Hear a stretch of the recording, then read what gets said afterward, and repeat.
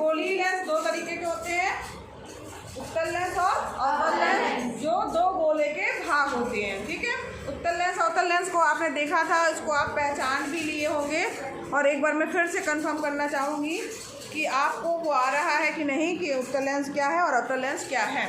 ये आपको दिख रहे हैं, दो लेंस दिख रहे हैं? ठीक है, ये कौन सा है? ये कौन सा है? ये कौन सा है? अवतल लेंस। तुम लोग साफ वाले को अवतल बोल रहे थे, ये पहचान लिए, मतलब कंफर्म हो गया। उत्तल लेंस क्या है? उसे हाँ बीच में उभरा हुआ होता है और उसके किनारे जो होते हैं वो दबे हुए होते हैं, पतले होते हैं। ठीक है, और बीच में मोटा होता है। ये जो है आपका उत्तल लेंस हो गया। अवतल लेंस जो होता है वो क्या है? किनारे जो है उसके जो है वो मोटे होंगे, बीच में जो है वो दबा हुआ होगा, एक गुफा की तरह समझ लीजिए होता है, इसकी संरचना ही उभार लिए हुआ होता है, उसे उभरा, उसे उत्तल लेंस। ठीक है, अब यहाँ पर ये दोनों अब आप लोग अच्छे से पहचानने लगे। हमने मान लिया कि हाँ तुम लोगों ने देख लिया और जान गए कि क्या है। अब यहाँ पर ये भी हम लोगों ने कल देखा था, है ना। अब ये तो बहुत बड़ा सा है, इसमें क्या हो रहा है? हम बड़े से दिख रहे हैं, आंखें दिख रही हैं बड़ी बड़ी, बड़े और मुझे भी तुम लोग बहुत बड़े बड़े ही दिख रहे हो। हाँ देखो, देखो कितनी बड़ी दिख रही है।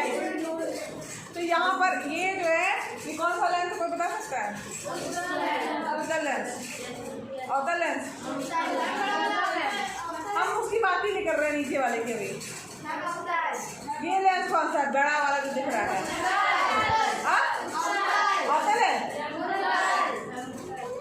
ये देखो, ध्यान से देखोगे तो ये उंगलियां मेरी दूर दूर है और इसके किनारा जो है ये पतला है। कौन सा लेंस होगा ये? अगर ये चीज़ में मान लो ठीक है, आपको नहीं समझ में आ रहा, प्लास्टिक लगा हुआ है कि क्या है, तो आपको मैंने कल एक चीज़ और बताई थी कि कौन सा लेंस जो है वो क्या करता है। जो उत्तल लेंस है वो प्रकाश की किरणों को क्या करता है? क्या करता है? अभिसरित करता है। क्या करता है? अभिसरित करना क्या होता है? इकट्ठा करता है। उत्तल लेंस क्या करता है? प्रकाश की किरणों को इकट्ठा करता है। और अवतल लेंस क्या करता है? प्रकाश की किरणों को फैलाता है। ठीक है, और यहाँ पर इकट्ठे करने को अभिसरित कहा जाता है, या अभिसरित करता है यानी इकट्ठा करता है, और इसलिए इसको अभिसारी लेंस भी कहा जाता है। क्या कहा जाता है? और यहाँ पर अवतल लेंस जो होता है वो प्रकाश की किरणों को जो है वो फैलाता है, इसके कारण इसको क्या कहा जाता है? अपसारी लेंस भी कहा जाता है। ठीक है, इसको उत्तल लेंस, ये कौन सा लेंस है? सॉरी अवतल लेंस। कौन सा लेंस है ये? अवतल लेंस। अवतल लेंस को अपसारी लेंस कहा जाता है। ठीक है, ये कौन सा है? अपसारी लेंस। अवतल लेंस, अपसारी लेंस। ठीक है, ये किरणों को क्या करता है? अपसरित कर दे रहा है, फैला दे रहा है, और ये अभिसारी लेंस कहलाता है, अभिसरित कर रहा है, इकट्ठा कर रहा है, उत्तल लेंस। इसी को क्या कहा जाता है? अभिसारी लेंस कहा जाता है। उत्तल लेंस को कौन सा लेंस कहा जाता है? अभिसारी लेंस कहा जाता है। अवतल लेंस को अपसारी लेंस कहा जाता है। अपसारी लेंस कहा जाता है। ठीक है, तो जब आप देखोगे इसमें क्या हो रहा है, आपने कभी देखा है एक बचपन में मैंने तो किया था, एक छोटा सा, मेरे पास ये तो बहुत बड़ा है, छोटा छोटा वाला जो है एक ऐसा लेंस था। ठीक है, जिसमें अक्षर थोड़े से बड़े दिखाई दे रहे थे, इसमें अक्षर बड़े दिखाई दे रहे आपको, और उसमें से जो है हम कागज को रखते थे और सूरज की रोशनी मिलाते थे, उससे गोले का उसको जो है करते थे और कागज में आग लग जाती है। हाँ बिल्कुल गलत बोल रही हो, होता है, इससे भी हो जाएगा। अभी मैं ये आप लोग को दूंगी, आप लोग करके देखिएगा, धूप में लंच में जो है आप करके देखना कि इसमें जो है जल रहा है कि नहीं जल रहा है। इससे बड़ा काम दिख रहा है। हाँ, और ये तो बहुत बड़े बड़े दिख रहे हैं ना। तो यहाँ पर आपको ये समझना है, बैठ जाओ बेटा, कि ये जो लेंस है ये प्रकाश की किरणों को क्या कर रहा है? इकट्ठा कर रहा है। ठीक है, और उत्तल लेंस में ही प्रकाश की किरणें जो है वो क्या होती है? इकट्ठा होती है। तो अच्छा ये बताओ कि जो जलने वाली प्रक्रिया होती है, सोचा ना भी क्यों जल जाता है? मजा तो खूब आता करने में, कितने लोगों ने किया इसको? कागज जलाया है, 1 2 3 4 5 6 7 8 कई लोगों ने किया है।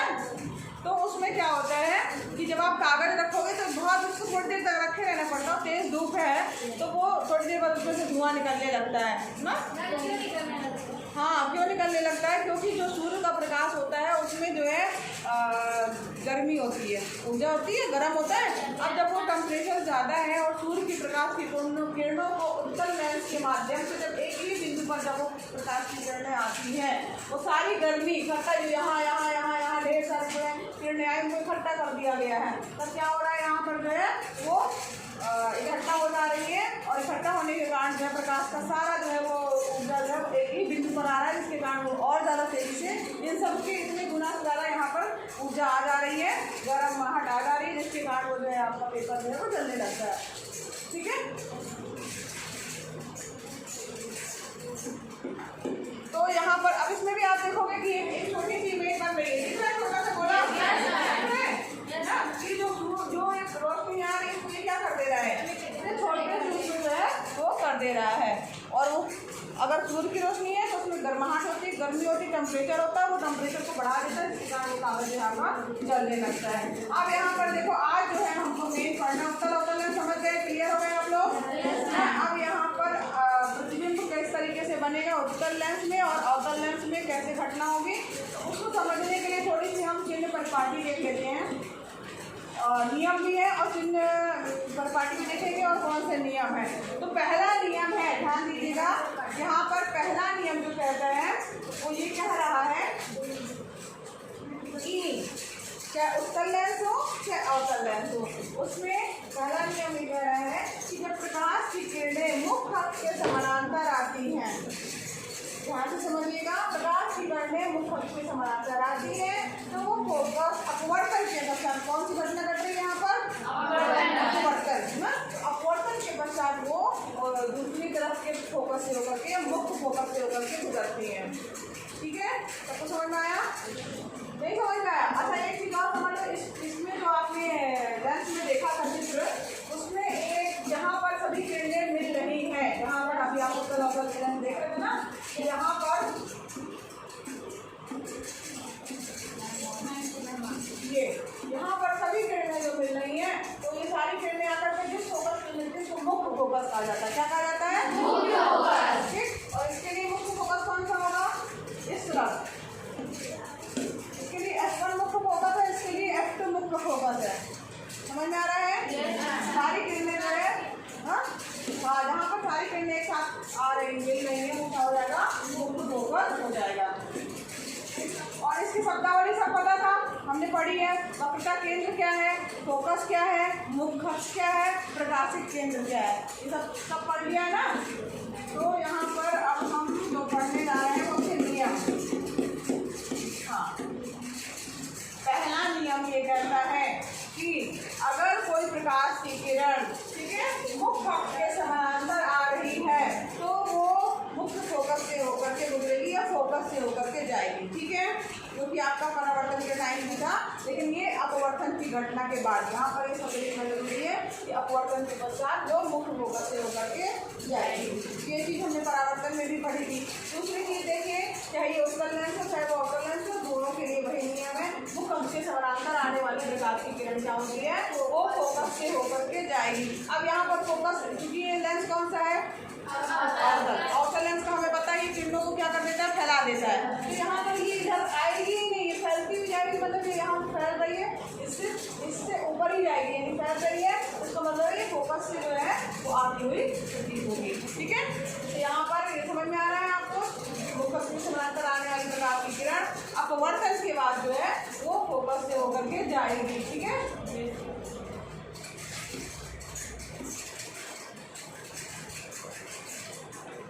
लिखा है कि उत्तल लेंस से अपवर्तन के पश्चात लेंस की दूसरी ओर मुख्य फोकस से होकर के गुजरेगी और अवतल लेंस की स्थिति में प्रकाश किरण जो है तो लेंस की दूसरी ओर से मुख्य फोकस से अपसरित होती हुई प्रतीत होगी। अब दूसरा नियम जो है जस्ट इसी का अपोजिट नियम है। अपोजिट नियम क्या है कि अगर मान लीजिए कोई प्रकाश की किरण मुख्य ये फोकस से होकर आ रहा है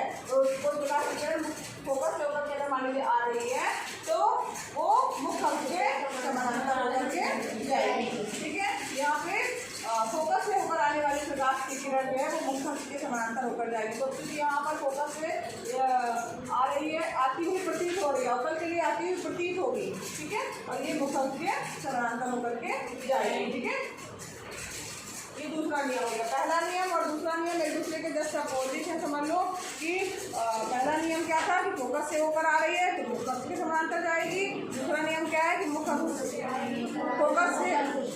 के समानांतर आ रही है तो वो फोकस से होकर जाएगी, अगर फोकस से होकर आ रही है तो मुखक के समानांतर जाएगी, ठीक है। अब यहाँ पर तीसरे नियम की बात करते हैं। उसमें तीसरा नियम क्या था तो बता सकता है परावर्तन है।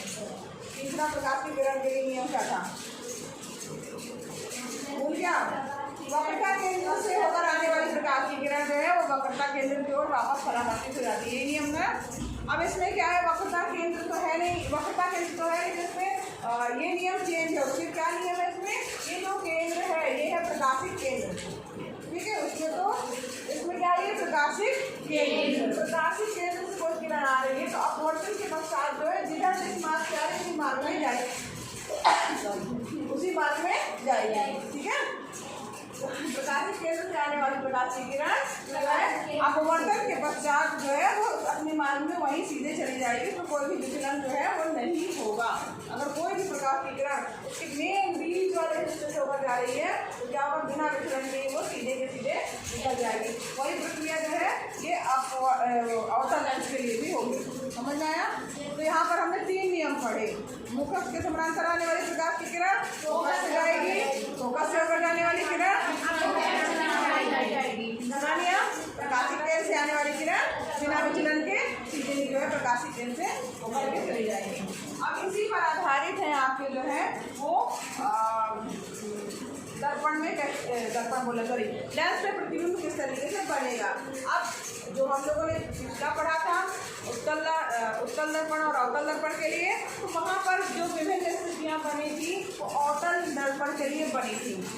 कई स्थितियाँ थी ना, फोकस पे है, वक्रता केंद्र पे है, या तो वक्रता केंद्र से परे है, मगर जो सारी स्थितियाँ थी वो अवतल के लिए बनी थी और उत्तल दर्पण के लिए केवल 2 ही स्थितियाँ बनी थी और सीधा प्रतिबिंब उसमें बन रहा था, ठीक है। ये हम लोगों ने पहले अभी पढ़ चुके हैं जब हम दर्पण पढ़ रहे थे। इसमें क्या होगा, अपोजिट मतलब इसमें उत्तल में ढेर सारी स्थितियाँ बनेंगी, अवतल में 2 स्थिति बनेंगी, ठीक है। ये जैसे यहाँ पर लेंस में अपोजिट हो जाएगा। अब उत्तल में कैसे कैसे जो है अगर मान लीजिए प्रकाश की किरण या कोई वस्तु वहाँ पे है जिसका प्रतिबिंब कहाँ पर बनेगा तो कैसे होगा। तो सबसे पहली बात अगर हम लेके चल रहे हैं तो यहाँ पर देखिए पहला चित्र आप देखिए, खोलिए।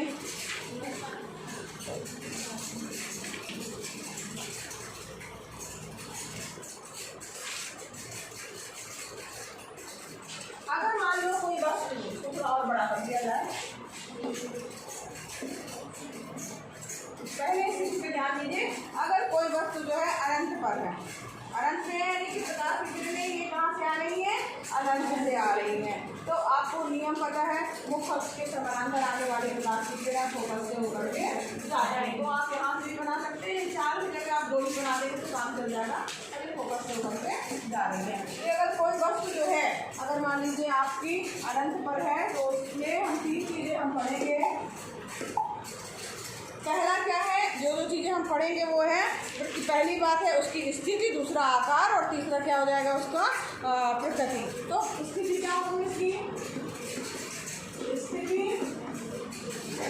आकार और प्रकृति, ठीक है।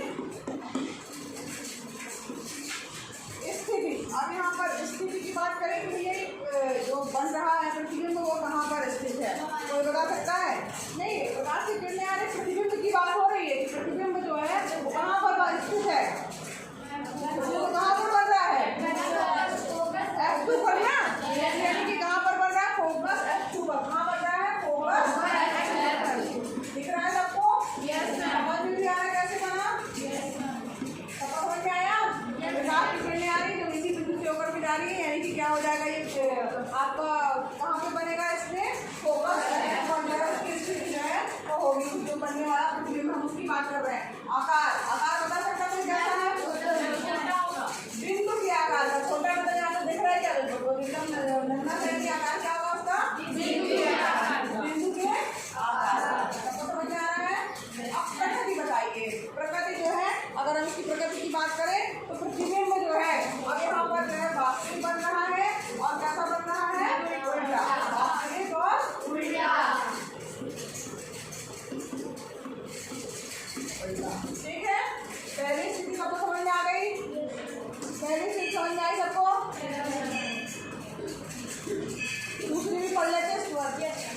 पड़ेगा। बताओ तो बताओ। अब सेकंड स्थिति पे आइए। सेकंड स्थिति क्या है? अब जो हमारी अनंत की वस्तु से थोड़ा सा हम पास आते हैं, यानी कि जो हमारा वक्रता केंद्र है ना, उससे थोड़ा सा परे। परे का मतलब क्या होगा? उसके बाहर, अंदर नहीं, बाहर। अनंत से वह किसी थोड़ा इतना पास आए कि यहाँ पर है, लेकिन वक्रता केंद्र से परे है। अगर परे है बस तो उसका प्रतिबिंब कैसे बनेगा और उसकी स्थिति वगैरह सब हम जानेंगे। अब यहाँ पर हमने कोई वस्तु ले ली ए और बी, ठीक है। अब हमें पता है मुख्य अक्ष के समानांतर आने वाली प्रकाश की किरण कहाँ से होकर आती है? किरण हमें ये बता दी। दूसरा नियम हमें ये पता है कि प्रकाश के केंद्र से आने वाली किरण क्या होती है? सीधी निकल जाती है ना। यहाँ पर सीधी निकल गई। जहाँ पर भी आपका प्रकाश बिंदु होगा वहाँ पर प्रतिबिंब की स्थिति होगी मुख्य अक्ष के नीचे की तरफ बन रहा है, यानी कि ये उल्टा बनेगा और इसकी स्थिति बी डैश और ए डैश। समझ में आ रहा सबको? यहाँ पर अब आप देखोगे कि जो ये प्रतिबिंब है वो कैसा बन रहा है, प्लस जो है वो उसकी प्रकृति कैसी है, स्थिति कैसी है और उसका साइज क्या है। तो यहाँ पर दूसरी स्थिति में देखेंगे तो हमेशा जब भी इसको आप बनाएंगे तो उसमें ये प्रतिबिंब F2 और 2F2 के बीच में बनेगा। F2 और 2F2 के बीच में किसी का यहाँ भी बन सकता है, किसी का एकदम यहाँ भी बन सकता है, लेकिन वो F2 और 2F2 के बीच में ही प्रतिबिंब क्या हो जाएगी? हाँ, जो स्थिति जो हो जाएगी वो क्या हो जाएगी? इसकी स्थिति हाँ सब लिख नोट कर सकते हैं। स्थिति नोट करिए।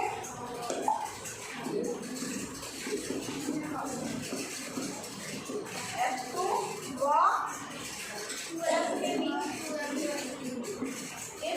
ठीक है, समझ आ रहा है? स्थिति के बाद था साइज, आकार। उसका आकार कैसा है भाई? आकार जो है वो कैसा है? छोटा है। यहाँ पर जो वस्तु है उसकी तुलना में ये जो है वो छोटा बनेगा, ठीक है। ये क्या हो गया? छोटा। अब यहाँ पर ये क्या हो गया? अब इसके बाद तीसरी जो बात है वो है उसकी प्रकृति। तो प्रकृति कैसी है इसकी? वास्तविक है और उल्टा। क्योंकि यहाँ पर वो तो है नहीं, दर्पण तो है नहीं, तो उसमें हमेशा प्रतिबिंब कैसा बनेगा? आपका वास्तविक बनेगा और कैसा बनेगा? उल्टा। हाँ, तो यहाँ पर जो है स्थिति, आकार और प्रकृति हो गया आपका वास्तविक और उल्टा। ठीक है, समझ में आया ये? और इसके आगे का कल